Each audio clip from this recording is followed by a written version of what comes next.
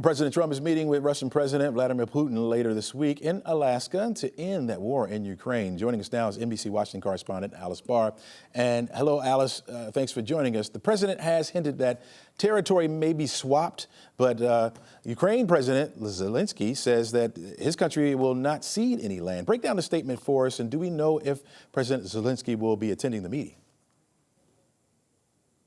So that's the main rub here, certainly, and it's been something that's held up efforts to reach a ceasefire in the past, along with the fact that, according to President Trump at least, that Russian President Putin continues to say that he wants a ceasefire and then continues to strike on Ukrainian cities. And that's something that President Trump has become increasingly vocal about, how frustrated he is over those actions.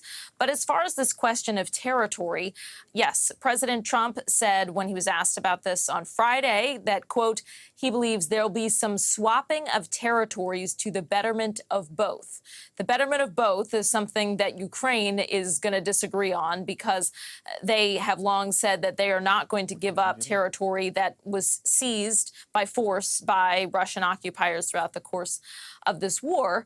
And now there's a question of whether that could, hold up any effort to actually reach a peace agreement at this point. We do know that a senior U.S. official tells NBC News the White House is considering inviting President Zelensky to the Alaska meeting, though Russian President Putin has said Ukraine was far from meeting its conditions for face-to-face talks. So whether that could actually, scuttle the meeting between President Trump and President Putin if the U.S. tries to bring Ukraine in is the question at this point.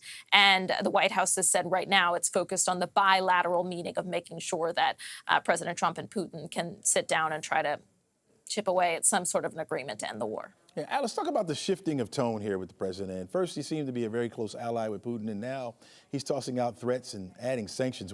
How does this play in that dynamic with their upcoming talks?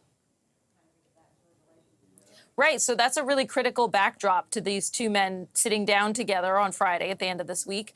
And yeah, in the past, President Trump had kind of touted having a strong relationship with President Putin, and that he thought was going to put him in a position of power, of going into trying to end this war, because President Trump had been promising on the campaign trail that he could end it on the first day of the war, or of his presidency, rather, his new term.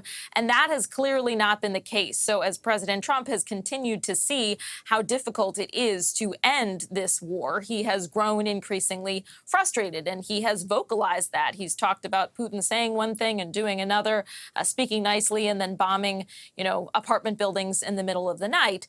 And he really has been much more vocal in that criticism. He's threatened to add additional sanctions against Moscow and to levy additional tariffs against trading partners. He's already done that in the case of India for buying Russian oil.